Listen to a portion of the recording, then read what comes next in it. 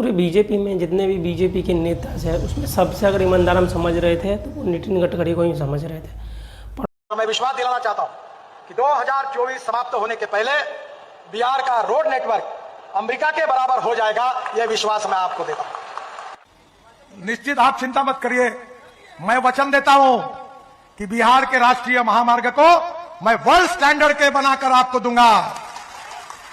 जो इंसान है वो अमित शाह के रास्ते पे ही चल रहा है। नितिन गडकरी जी का 2022 का सुनिएगा, अभी 2025 का सुनिएगा तो ज़्यादा फर्क नहीं है। बस फ़र्क यही है कि वादा करके वो भी बिहार को ना सुधरने वाले समझ के छोड़ दिए।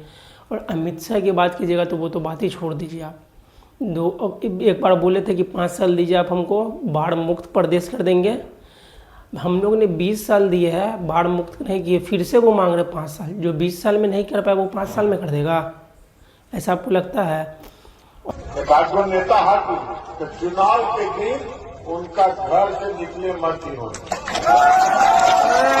अभी ललन सिंह है, वो बिहार से एमपीज है और यूनियन मिनिस्टर में पंचायती राज से मंत्री भी है। तो उनका काम है कि भाई बिहार से जो एमपीज बन के गए हो तो बिहार के समस्या को सामने रखना, कैबिनेट में क्या मसला है, एजुकेशन का क्या व्यवस्था है, पंचायती राज में क्या चल रहा है, सड़क है कि नहीं है, एजुकेशन बढ़िया है कि नहीं है, वो सब रखना है ना। तो अभी फ़िलहाल में ये बिहार में भी इलेक्शन चल रहा है, तो बिहार में ये भाषण देने आए हुए थे। तो क्या भाषण दे रहे हैं कि जो भी बीजेपी के अलावा या फिर आरजेडी को या किसी को भी इलेक्शन करने जाए उसे जाने ही नहीं दीजिए, घर में बंद रखिए। में एमसीसी लगा हुआ है तो मॉडल कोड ऑफ कंडक्ट लगा हुआ है। भाई शांतिपूर्वक इलेक्शन होना चाहिए। आप लोग को और आगे बढ़ के इसको प्रमोट करना चाहिए कि शांतिपूर्वक वोट दीजिए, कोई मसला हो तो आप लोग हमें रीच आउट कीजिए। पर आप लोग ही बोल रहे हैं कि भाई इलेक्शन अगर कोई बीजेपी के अलावा कहीं देने जाए तो फिर अब उनको जाने ही नहीं दीजिए। वायलेंस आप लोग चाह रहे हैं।